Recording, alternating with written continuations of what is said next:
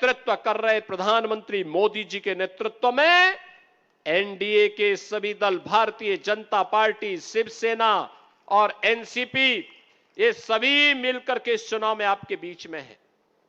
बहनों और भाइयों, पिछले 10 वर्ष में आपने भारत को एक नए भारत के रूप में देखा होगा।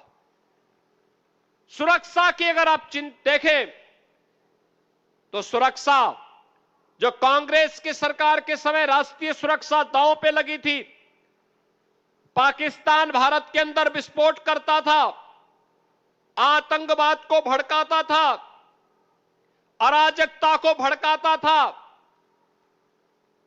जब मर्जी सीमा पार करके भारत के अंदर घुसपैठ करके सुरक्षा बलों के जवानों पर हमला करता था। लेकिन आपने देखा होगा आज पाकिस्तान भी जानता है कि उसकी कोई भी नाजायज हरकत का दुष्परिणाम क्या होगा। वह भी जानता है कि अगर मैंने कोई भी हरकत की तो अगले ही दिन, अगले 24 घंटे के अंदर भारत के बहादुर जवान पाकिस्तान के अंदर सर्जिकल स्ट्राइक और एयर स्ट्राइक करके पाकिस्तान का काम तमाम कर देंगे। और इसलिए अब पाकिस्तान अंतर्राष्ट्रीय मंचों पर कहता है कि जान बख्शो, भारत हम पर कभी भी हमला कर सकता है। भयो बिनु होई न प्रीति, ये वही स्थिति है। बहन और भाइयों, आपने 3 दिन पहले का वह समाचार सुना होगा जब सीमा पर चीन की सेना पीछे हट रही है और भारत की सेना वहां पर गश्त कर रही है। ये नया भारत है, ये नया भारत है। किसी के सामने झुकता नहीं है, पीछे हटता नहीं है और दुश्मन को उसी की भाषा में जवाब देना भी जानता है। ये नया भारत है। कांग्रेस के द्वारा दिए गए आतंकवाद के दंश को, धारा 370 को कश्मीर से हटा करके समाप्त करने का मादा रखता है। ये नया भारत है। अपमान का घूंट पी करके चुपचाप नहीं बैठता है। किसी कालखंड में किन्हीं परिस्थितियों के कारण अगर विधर्मियों ने कोई कार्य किया है ऐसा जो अपमानजनक है, तो उसका परिमार्जन करने का मादा भी रखता है। और वह मादा रखा है अयोध्या में प्रभु श्री राम के भव्य मंदिर के निर्माण को लेकर के। अयोध्या में 500 वर्षों का इंतजार समाप्त हुआ। 500 वर्षों के बाद इस दीपावली को भगवान राम ने अपनी जन्मभूमि पर दीपावली के उत्सव को देखा। कौन ऐसा भारतीय होगा जिसका सिर गौरव के साथ फूला नहीं हो? दूसरा कोई भी निकाल के भेज देना, जल्दी जल्दी मेरे को भेजो, मेरे को वायरल करना पड़ता न हुई हो, क्योंकि नया भारत है। ये नया भारत विकास भी कराता है, लोक कल्याणकारी कार्यक्रमों को आगे भी बढ़ाता है। ये नया भारत है जो अपने आन मान और शान की रक्षा करना जानता है। और मोदी जी के नेतृत्व में पिछले 10 वर्ष के अंदर भारत ने वो करके दिखाया है।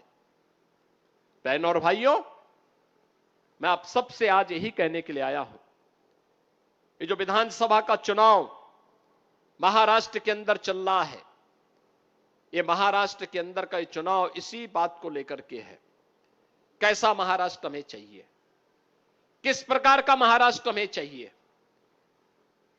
जिन मूल्यों, जिन आदर्शों के लिए छत्रपति शिवाजी महाराज ने हिंदवी स्वराज की स्थापना की थी, उन मूल्यों और उन आदर्शों का पालन कौन कर रहा है? महायुति गठबंधन कर रहा है या महाअघाड़ी? और अगर आप देखेंगे तो छत्रपति शिवाजी महाराज के मूल्य और आदर्शों का कोई एक गठबंधन अपना आदर्श मान करके उनसे प्रेरणा प्राप्त करके कार्य कर रहा है। और फिर उसमें वह म्यूजिक हाथ महायुति दिखाते हुए वो गठबंधन वाला, है तो पूरा वीडियो अच्छा भारतीय बन जाता जनता भाई मेरे। पार्टी के नेतृत्व का। छत्रपति शिवाजी महाराज, तुकोजी महाराज,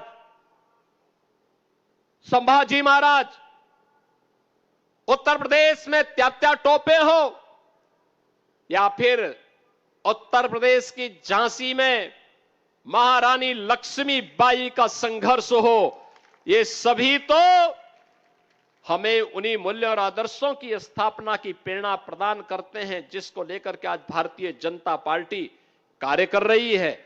और उसी के लिए आज मैं आपके पास आया हूं कहने के लिए कि छत्रपति शिवाजी महाराज ने उस कालखंड में जब औरंगजेब जैसा दुष्ट और बर्बर आक्रांता भारत के अंदर शासन कर रहा था, उसकी सत्ता को चुनौती दी थी। उन्होंने हिंदवी स्वराज की स्थापना की थी, पूरे भारत के लिए वो एक प्रेरणा बनी। और इसीलिए मुझे याद है जब 2017 में मुझे उत्तर प्रदेश का मुख्यमंत्री बनाया गया, मैं आगरा में गया था। आगरा में मैं जब निरीक्षण कर रहा था, मुझे बताया गया कि यहां पे एक मुगल म्यूजियम बन रहा है। मैंने कभी मुगल का भारत से क्या संबंध है, आगरा से क्या संबंध है? मुझे बताया गया कि औरंगजेब ने यहां पर रह करके बहुत दिनों तक शासन किया था। हमने कहा उनका संबंध क्या है भारत से? हमने कहा भारत का संबंध छत्रपति शिवाजी महाराज से है। इस म्यूजियम का नाम बदलो, म्यूजियम का नाम बदलो। ये मुगल कालखंड और स्थापत्य का नहीं बनना चाहिए, बल्कि मराठा और छत्रपति शिवाजी महाराज का प्रतीक बनना चाहिए। और बहनों और भाइयों, हम लोगों ने इस पूरे म्यूजियम का पूरा आर्किटेक्ट ही बदल करके छत्रपति शिवाजी महाराज की स्मृति को वहां जीवंत करने का काम किया है।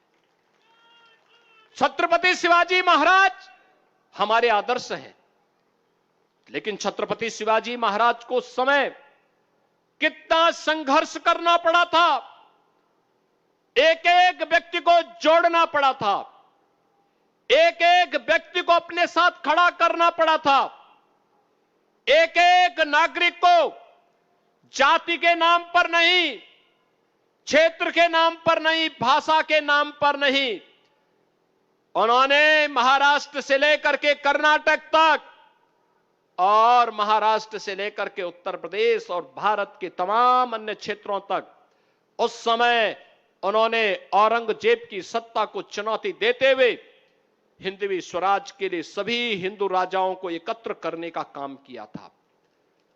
तब औरंगजेब जैसा बर्बर विदेशी आक्रांता भी उस कालखंड में न चाहते हुए भी पराजय का मुंह देखने के लिए मजबूर हुआ था। बहनों और भाइयों, मैं आप सबसे यही कह रहा हूं, ये इतिहास हम सबको यही प्रेरणा दे रहा है। तमाम लोग आपके पास आएंगे, तमाम मुद्दों को उठाएंगे, तमाम बातें आपके सामने कहेंगे, और मैं तो केवल एक लाइन में अपनी बात कह रहा हूं, और एक लाइन की बात यही है कि बंटो मत।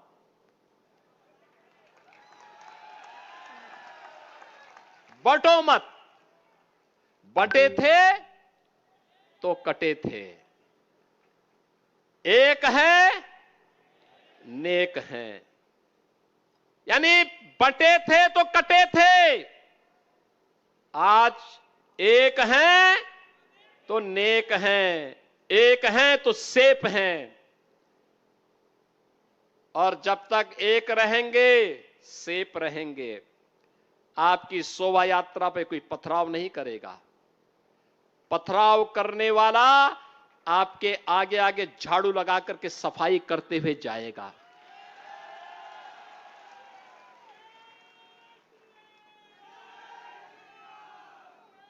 जो लोग कहते थे राम हुए ही नहीं, अब उनको भी भगवान राम याद आने लग गए हैं। अब वे भी कहते हैं कि हम भी तो, राम तो सबके हैं। अब उनको भी राम याद आने लग गए। लेकिन भगवान राम के मंदिर के लिए इस देश के हिंदू समाज को लंबा संघर्ष करना पड़ा था और मोदी जी के नेतृत्व में मात्र 7 वर्ष के अंदर ये सफलता प्राप्त हो गई। मात्र 7 वर्ष। 2014 में मोदी जी देश के प्रधानमंत्री बने। 2017 में मैं उत्तर प्रदेश का मुख्यमंत्री बना।